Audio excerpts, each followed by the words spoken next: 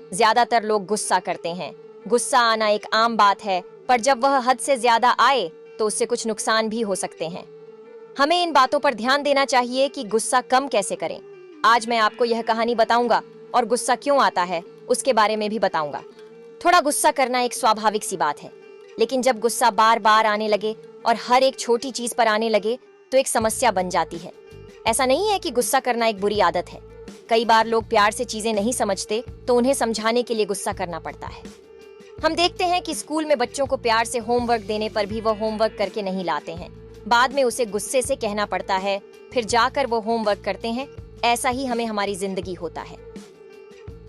ऐसे ही जब हमारा परिवार का सदस्य को कोई काम देता है और नहीं करता है तो हमें थोड़ा गुस्सा आ जाता है, और वह स्वाभाविक है। हम चाहते हैं कि वह अपना काम पूरी तरह से करे।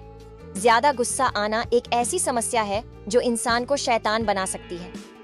जो लोग ज्यादा गुस्सा करते हैं उनसे ज्यादातर लोग दूर ही रहते हैं, क्योंकि वह बात बात पर हमें डांटते हैं और कुछ ना कुछ कहते हैं। ऐसे व्यक्ति से सब लोग दूर ही रहते हैं, फिर चाहे व्यक्ति घर का हो या बाहर का। गुस्सा हमारे अंदर की भावना है जिसे हम काबू में कर सकते हैं। आज के इस मोटिवेशनल स्टोरी में हम आपको इस बात की प्रेरणा देते हैं कि आप अपने गुस्से पर काबू पा सकते हैं। इस गुस्से पर कहानी के जरिए आप जाने के कि क्यों ज्यादा गुस्सा आना हमारे लिए और हमारे आसपास के लोगों के लिए बहुत खराब है। ज्यादा गुस्सा दुखों का कारण बनता है। गुस्से पर प्रेरणादायक कहानी की सीख के जरिए आप अपने गुस्से को शांत कर सकते हैं।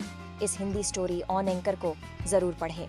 यह कहानी है राजू नाम के एक लड़के की, जिसका एक परिवार था, अच्छी खासी नौकरी थी और एक बेहतरीन जिंदगी थी। कुछ समय बाद राजू की शादी हो गई, उनके बच्चे हो गए, उनका परिवार बड़ा हो गया और साथ ही राजू के ऊपर जिम्मेदारियों भी आ गई। धीरे धीरे राजू अपनी जिम्मेदारियों और घर की जरूरतें पूरी करने के दबाव से बहुत चिड़चिड़ा सा हो गया।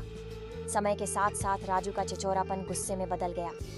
वह बात बात पर अपने परिवार के साथ गुस्सा करने लगा। ऑफिस में भी कभी कोई गलती कर देता तो राजू उससे बहुत खरी खोटी सुना देता था। उसका गुस्सा कभी बच्चों पर निकलता तो कभी पत्नी पर। उनकी इसी गुस्से की वजह से घर का माहौल बहुत बिगड़ गया था। अब तो परिवार वाले भी उनसे कुछ कहने से डरते थे।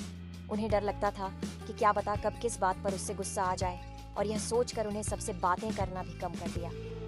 हर बात पर गुस्सा करने की आदत से राजू खुद भी परेशान था और अपनी इस समस्या से छुटकारा पाना चाहता था, लेकिन हालात अक्सर ऐसे बन जाते थे कि ना चाहकर भी वह अपने मन को कंट्रोल नहीं कर पाता था। इसी कारण वह गुस्से का शिकार बन जाता था। एक दिन राजू घर पर अकेला था। परिवार के लोग बाहर गए हुए थे।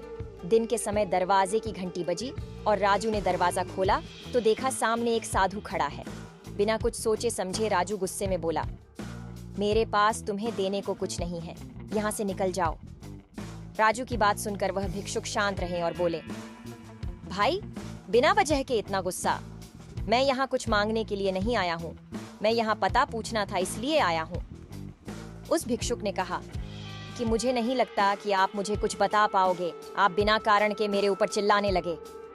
भिक्षुक की बात सुनकर राजू चुप हो गया और बोला, हे महाराज, मुझे गुस्सा बहुत जल्दी आ जाता है और चाहकर भी मैं अपने गुस्से पर काबू नहीं कर पा सकता। अगर आपके पास गुस्से को कम करने का कोई तरीका है तो मुझे बताने की कृपा करें। राजू की बात सुनकर भिक्षुक ने अपने थैले में से एक छोटी सी शीशी निकाली और राजू को देते हुए बोले, इस स्थिति में इतनी ताकत है कि यह तुम्हारा गुस्से को कम कर सकती है। अगर तुम्हें अगली बार गुस्सा आए और कुछ भी बोलने लगो, तब इस शीशी में से एक ढक्कन दवा निकालकर अपने मुंह में डाल लेना और फिर 10 से 15 मिनट उसे अपने मुंह में ही रखना। अगर तुम उस दौरान कुछ भी बोले तो यह दवा का असर नहीं होगा। उस साधु की बात मानकर वह दवा अपने पास रख ली और जब भी उसे गुस्सा आता तो गुस्से से बोलने से पहले वह दवा अपने मुंह में डाल लेता। 10 से 15 मिनट तक हुआ, अपने मुंह में रखता, उससे उनका गुस्सा शांत हो जाता। धीरे धीरे 10 से 15 दिनों में राजू का गुस्सा कम होने लगा और उसका चिड़चिड़ापन भी दूर हो गया। कुछ दिनों बाद राजू अपने काम से जा रहा होता है, तभी वह भिक्षुक मिलता है और उसे प्रणाम करता है। शिक्षक को देखकर राजू बोलता है, महाराज, आपकी दवा ने अपना असर दिखाना शुरू कर दिया है और मेरी गुस्सा करने की आदत भी छूट गई है। मेरे ऑफिस और मेरे घर का माहौल भी अब शांत हो गया है। मेरा चिड़चिड़ापन धीरे धीरे खत्म हो गया है। राजू की बात सुनकर साधु ने मुस्कुराते हुए कहा, वह कोई दवा नहीं थी, वह सिर्फ पानी था।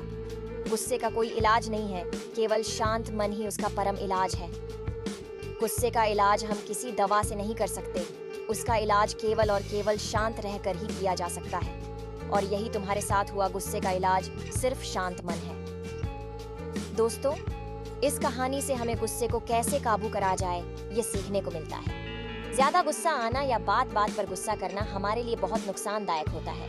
गुस्से में इंसान वह काम कर जाता है जिसे नहीं करना चाहिए और ऐसी बातें बोल जाता है तो उसे नहीं बोलनी चाहिए।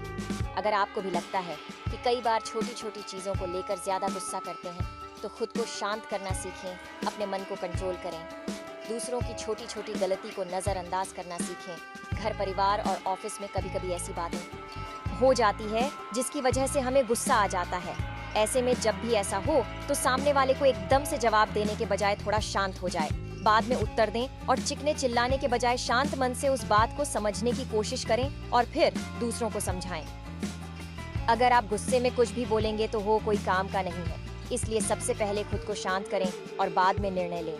आपको ऐसा कभी नहीं सोचना चाहिए कि गुस्से में कही हुई बात पर ज्यादा जोर पड़ता है। सामने वाला आपका गुस्सा चले, लेकिन बार बार आप सामने वाले पर गुस्सा करोगे तो वह गुस्से का जवाब गुस्से से दे सकता है, या आपसे बात करना ही छोड़ देगा, या फिर आपको मुंह ही नहीं लगाएगा। इसीलिए दोस्तों, लोगों को गुस्सा दिखाने के बजाय शांत मन से प्यार दिखाइए, ताकि आपके रिश्ते और भी मजबूत हो सके और आपका कोई काम भी नहीं बिगड़े। मुझे आशा है कि इस मोटिवेशनल स्टोरी से कुछ अच्छी शिक्षा मिली हो। अगर आपको मेरा ये वीडियो अच्छा लगा तो उन लोगों को शेयर कीजिए जो बात बात पर गुस्सा करते हैं। ऐसी ही और भी छोटी छोटी मोटिवेशनल कहानियां पढ़ने के लिए इस चैनल को सब्सक्राइब कर ले। मिलते हैं अगली वीडियो में किसी नए टॉपिक के साथ।